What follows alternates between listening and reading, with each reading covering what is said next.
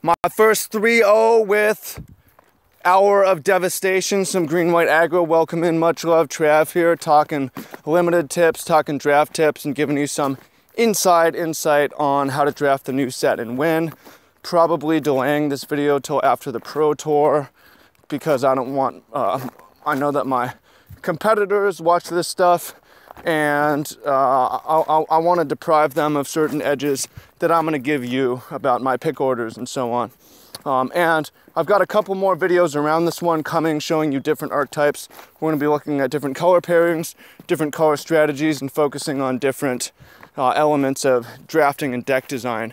And today we're going to focus on tempo and what that means, and aggro, right? Because it's not really that I prefer aggro. It's just aggro wins a lot more, it seems to me. I see the decks that win. The reason being that aggro has many ways to win and very few ways to lose, where control has many ways to lose and very few ways to win. What I mean is, in aggro deck, ways that you can win: you curve out on your opponent has a slow start, your opponent gets mana screwed, your opponent gets mana flooded, they misplay, they misassign their role, they race too much, you draw your bomb. These are all ways to win with aggro. There are a few ways to lose, like you get a bunch of mana problems. Even if your opponent curves out, you're okay. Even if you miss a couple early land drops, you can still win. Even if they draw bombs, it doesn't mean they have time to cast them. Whereas if you choose to be more controlling, you can lose to mana screw, mana flood. You don't automatically win if they get mana screwed or mana flooded because you're not closing fast enough.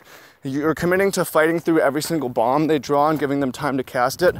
And the only way you lose is that you survive through all that shit and win anyways. So I skew very, very aggressive, and we're talking about how to do it in this video. So my first pack in this draft, I was all over the place. I had very few cards that I ended up playing. I first picked Hostile Desert. It's pretty high, and it didn't end up being great in this draft. You want 3 or 4 cycle lands, but it can be very good. It's colorless. You know you're probably going to play it. And I frequently do not play my first pick if it's a colored card, because I usually switch based on what comes around late, so I can read the color balance. So I like to pick colorless first because I know that I'm going to play it. And then I took a red spell, the burn spell, and then I was able to snipe a couple of Catcher's Avengers and a Dauntless Haven, and then a few green cards tabled, Harrier Naga, no white tabled, and a lot of blue tabled, not pictured, Unsummon, the 2-mana 2/1 Prowess. So I went into pack 2, look through my pool of cards and say, okay, I've got 3 white cards only, and that's probably the best. I've got about 2 green cards, 2 red cards, and 3 blue cards. So I'm gonna be whatever. I'm just gonna wait to see what we open, but I'll probably be white. So my first pick in pack 2 was a key pick of the draft. I'm trying to remember it. I think I took the 3rd Catcher's Avenger, or I took I believe that's what I took, or maybe it was a Dagger of the Worthy, but there was like a good red card, and I took the whiter colorless card to stay open, and I got past Pride Sovereign. Pride Sovereign's a super dumb bomb, and I saw that as my signal to move in green. And from there I took Dagger of the Worthy if I hadn't already picked it. I picked up a late Sandwalla and moved in there, and picked a couple of these Sidewinder Nagas. And then going into pack 3, and this is one of the reasons why I want to deprive my competition in this video, I value equipment so highly, so highly.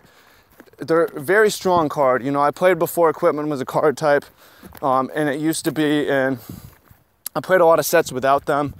I played Mirrodin that had so many of them, and what happened is Dagger of the Worthy is the only equipment. In the new set, it's an uncommon. It's also not that good. Like, it's pretty good. I'll pick it relatively high because I just want the effect. And the effect is your choice. Like, it's haste damage, it's extra block, and it's reusable, it's repeatable. It's one of the reasons why it's so good. But I pick Khopesh really highly because it curves so well. Like, turn 1 1 drop, turn 2 2 drop, turn 3 equip Khopesh, play another 2-drop is a great line.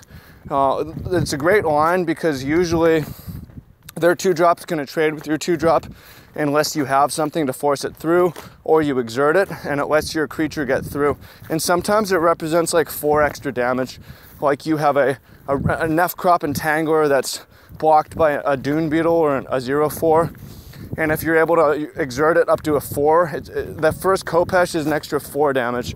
And then it just goes from there, like 4, 8, 12, 16, 20. Boom, 20-point Khopesh, right? Khopesh is great with Embalm because you have multiple creatures coming out. It's good with blocking. So yeah, I picked these Khopeshes, and I'll show you the other draft. Like, I'll pick it over a Scaled Behemoth. I'll pick it over, I won't pick it over Compelling Rest, but I would be close to picking over Green Cartouche too, just because it's so good, flexible card that lets you win fast. But Tempo, because Tempo is all about affecting the board and playing to the board, advancing the board. And Khopesh does that very aggressively. Every time you equip it, it's a haste. And it's that extra damage, but it's also that extra blocking as well. It can save a lot of damage.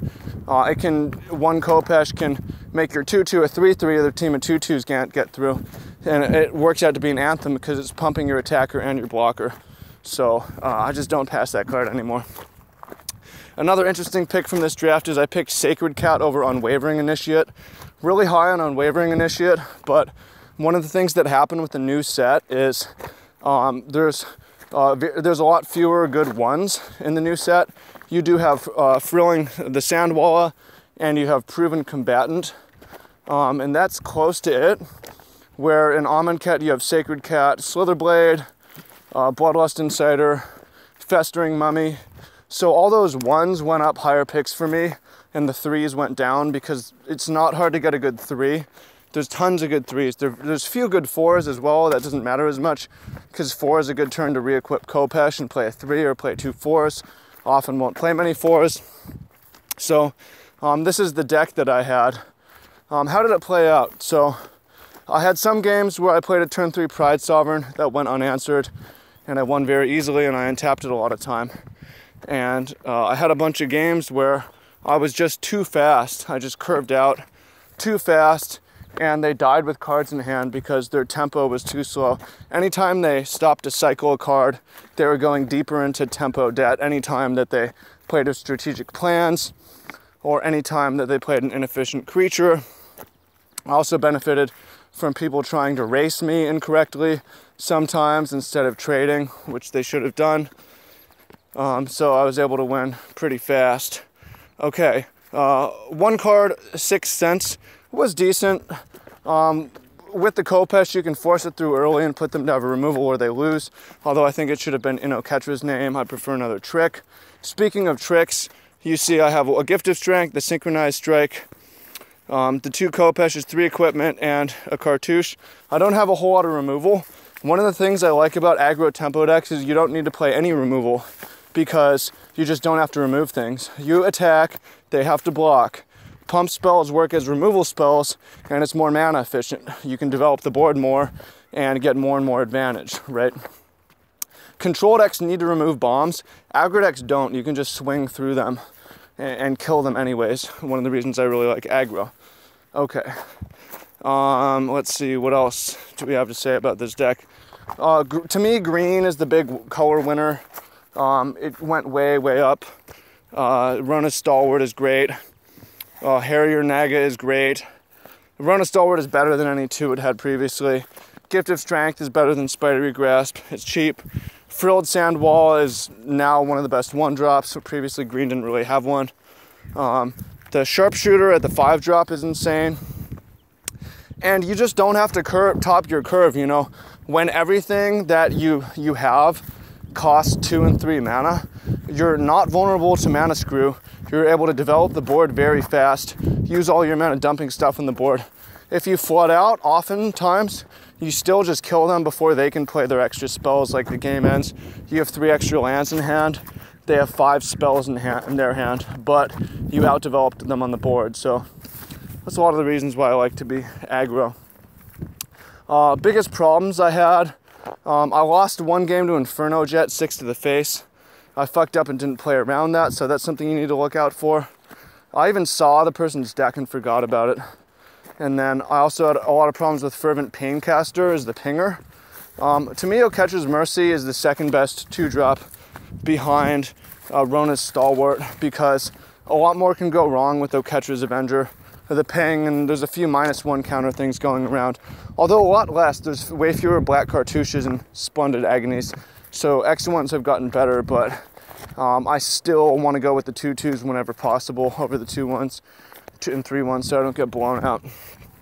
Anyways, that was the deck. It was fucking sweet. It was a lot of fun. Good to get my first 3-0 under the belt with green-white. My first 3-0 with Amonkhet was also with green-white. And I've got lots more draft videos to share. Hope you found this useful. And make sure to leave a comment down below.